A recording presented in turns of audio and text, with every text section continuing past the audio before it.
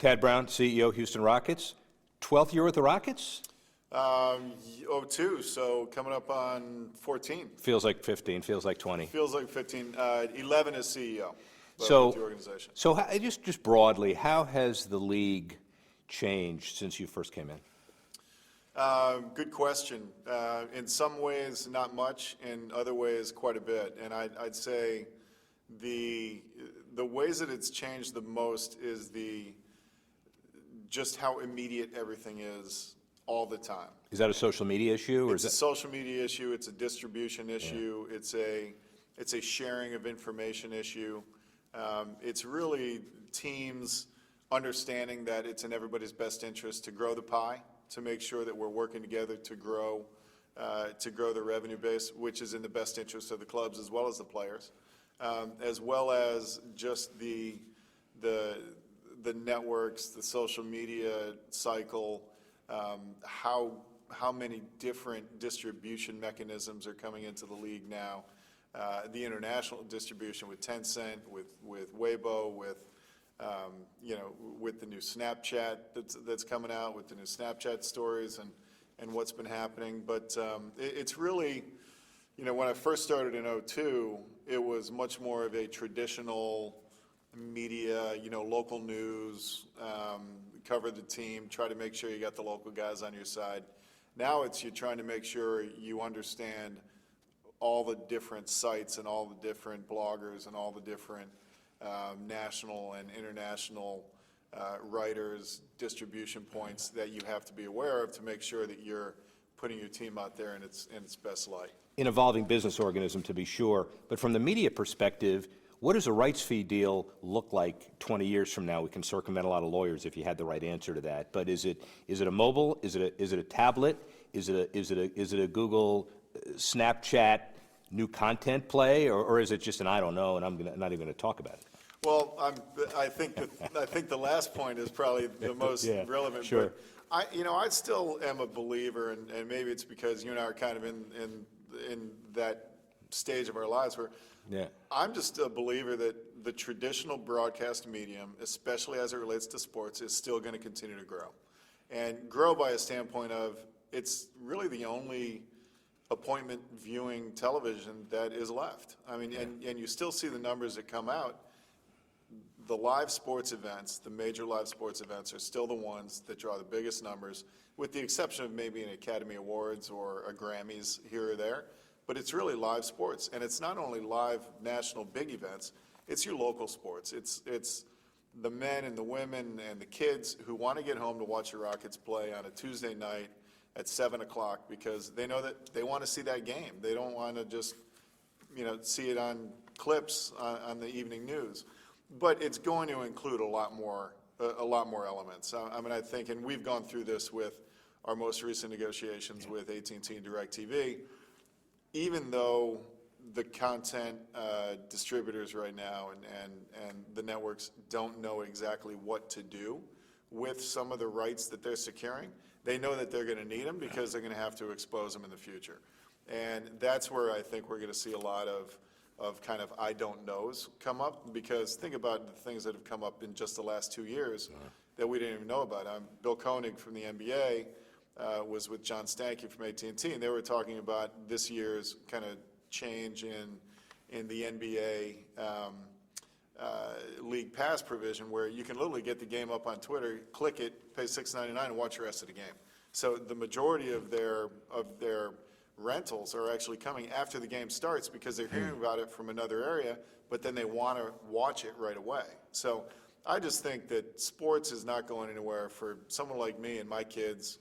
And I kind of gauge some of this stuff with the people I'm around quite a bit. And my kids still want to go home and make sure that they watch whatever they want to watch live, especially sports. But it doesn't necessarily have to be on a conventional television. It could be mobile. Correct. Could be iPad. Could be mobile. Could be an iPad. Could be a phone.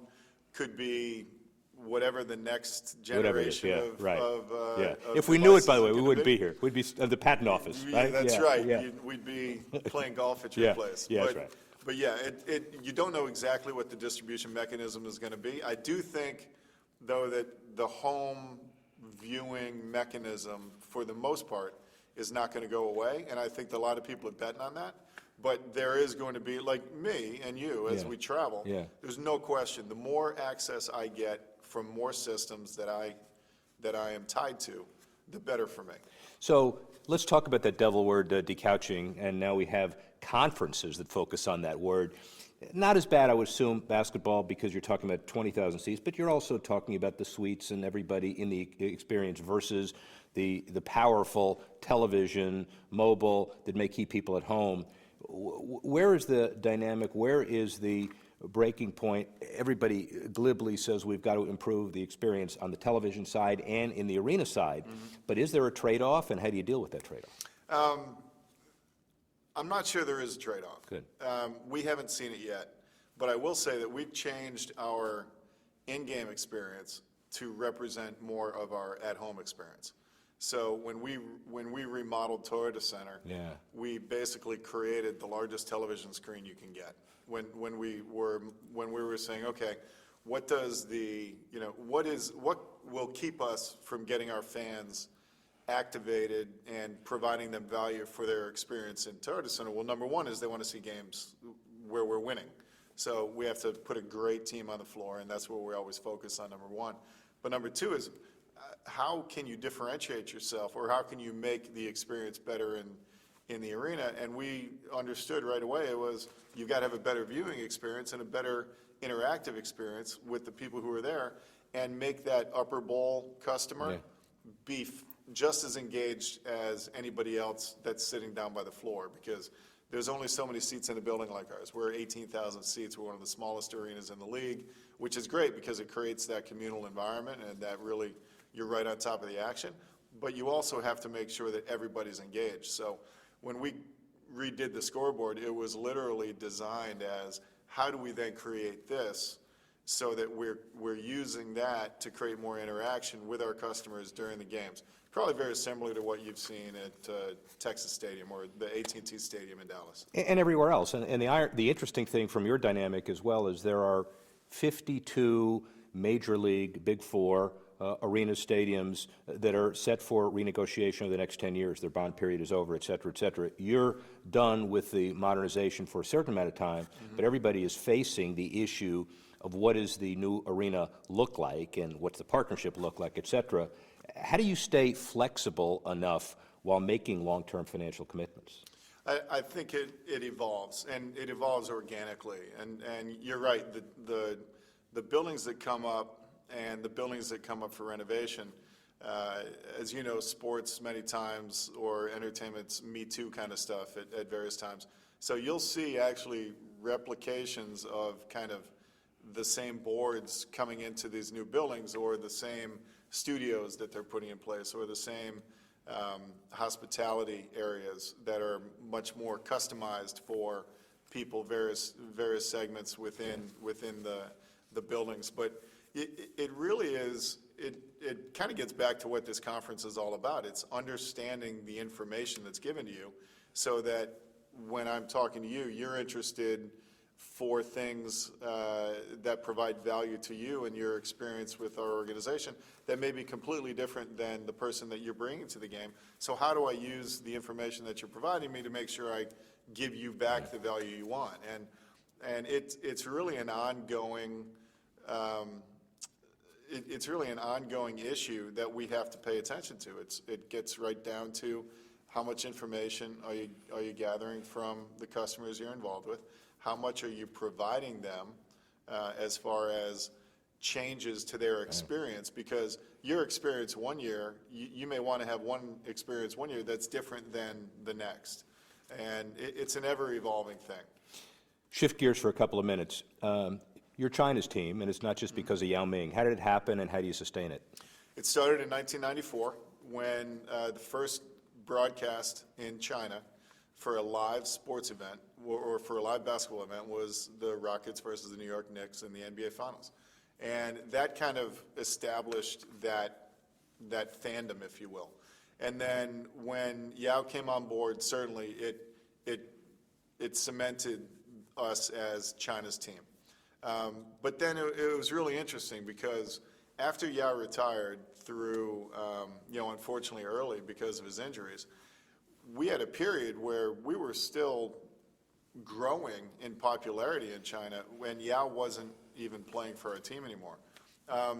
It's a constant connection in trying to figure out ways that you can connect with the market while still within the guidelines of what we're able to do within the league. Tracy McGrady, Steve Francis, right. For a period of time, it was like we used to say, the best thing for agents of Houston Rockets basketball players is make sure your guys are playing within 15 feet of Yao Ming, and you're going to get a good shoe contract. And learn how to speak Mandarin. And learn how to speak Mandarin. Right. Yeah, at least a few things. So when you're over on your summer tours, you're going to feel good about it. But it was and we worked very hard with the league as well. I mean, because we had a unique opportunity. Yao was at the time, growing into becoming the best center in the world. He was certainly just not only larger than life physically, but also his personality lent itself to this global phenomenon of this, worldly young man at a very young age taking this burden on for his country while playing at the very highest levels of his sport. And it created this buzz that just kind of took off. And so we worked with the league. We went over in 2004 as the first team to play in the NBA China Games. We've been over subsequently 2 other times. We've been on friendship tours in between. Every summer I'll go over with a group of executives. When our players are over there, we'll have an opportunity to work with our customers who are there, as well as work with the NBA and help them in some of their initiatives. But you've got to remain true to it. You've got to make sure you create the social media platforms for the Chinese customers, the Taiwanese customers to be able to interact with us. You've got to make sure that you actually go and talk to the marketplace, that you're available to talk openly about the team. And it's like anything. If you're open and transparent and honest with your fans and with a market, and you care about them, and you put the time into it, then you're gonna reap those benefits, and that's what we've seen. Couple more, just current feeling of harmony or disharmony with the Players Association, and your kind of reaction to how you're going to adjust to the larger cap number that will now be taken as opposed to staggered. So kind of short-term next year, and then long-term labor negotiations. Certainly labor negotiations I can't speak on. I'm fully believe that Adam and the team will do all the right things, and I know Leslie is going to be actively involved with Adam on those things. But from a cap perspective, we're like everybody else. We're going to have a lot of money in the system. We're going to have a lot of money to be able to put into free agents to make sure we bring the best guys we possibly can into our organization, and we're going to compete for a championship. And I think it brings resources that are certainly going to be appreciated into the system. The new television deal is something that's terrific for the league. There are challenges as far as how to manage that and how to look at it from a long-term perspective with this massive spike in 1 year. But I think the smarter teams are going to be able to figure that out, and I think they're going to be able to grow long-term for it. Finally, when your current owner was interested in getting involved in the league, he was originally looking at doing some stuff with us when we were starting in Miami, and probably chose wisely. That number was $32.5 million. Forbes, you never know if Forbes is right, but now we're talking about $500, $600, $700 million investments. Did he make the right investment, and where's the NBA going to go in the next few years as far as net worth? I think Leslie would tell you he feels very good about his investment for a number of reasons, primarily because he came right in and won 2 world championships. So, forgot about that. So he loves the rings, and he's had some of the greatest players in NBA history play for him, Hall of Famers, and he really loves the game and knows the game. So I know that that's important. From a business perspective, yes, I think he really is bullish on the NBA. He's bullish on Houston, and you're only going to see the league grow. I think that part of what we've seen from a global perspective is really I don't think there are any boundaries on the league right now, and there aren't any boundaries on our players either. We've got the most popular athletes in the world that play our game. It's a terrific opportunity for us to continue to expand. I think we're even going to get more popular in the United States with this new TV deal, the additional exposure opportunities. Social media, some of the things we've talked about earlier, are only making us more popular and our players more popular, which, in turn helps bring our brands up, all 30 brands. So I think it's a great time to be in the NBA, and it's something that Leslie has enjoyed and will continue to.